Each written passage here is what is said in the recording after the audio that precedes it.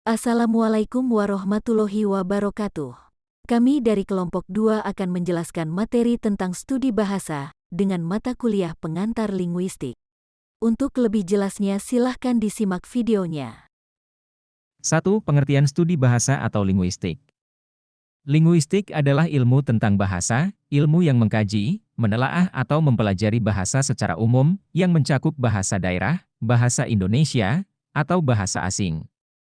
Seperti halnya dengan sains, bahasa pun juga dapat dikaji secara ilmiah. Oleh karenanya, disiplin ilmu yang mengkaji bahasa adalah linguistik.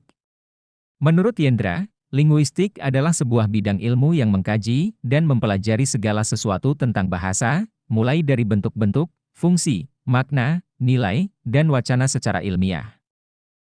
2. Tujuan studi bahasa. Secara umum, tujuan studi bahasa ada 4, yaitu tujuan praktis, tujuan estetis, tujuan filologis, dan tujuan linguistis, dengan penjabaran sebagai berikut. 1.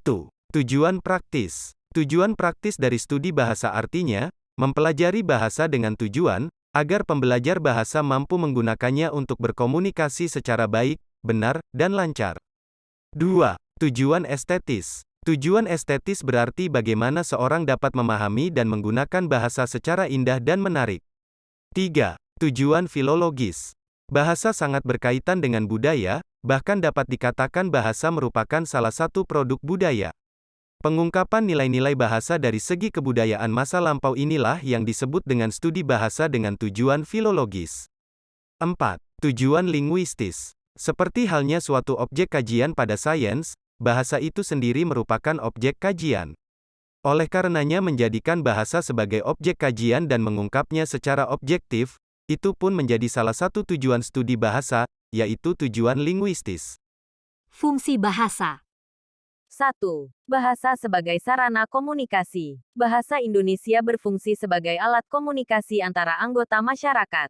2. Bahasa sebagai sarana integrasi dan adaptasi. Dengan bahasa, orang dapat menyatakan hidup bersama dalam suatu ikatan.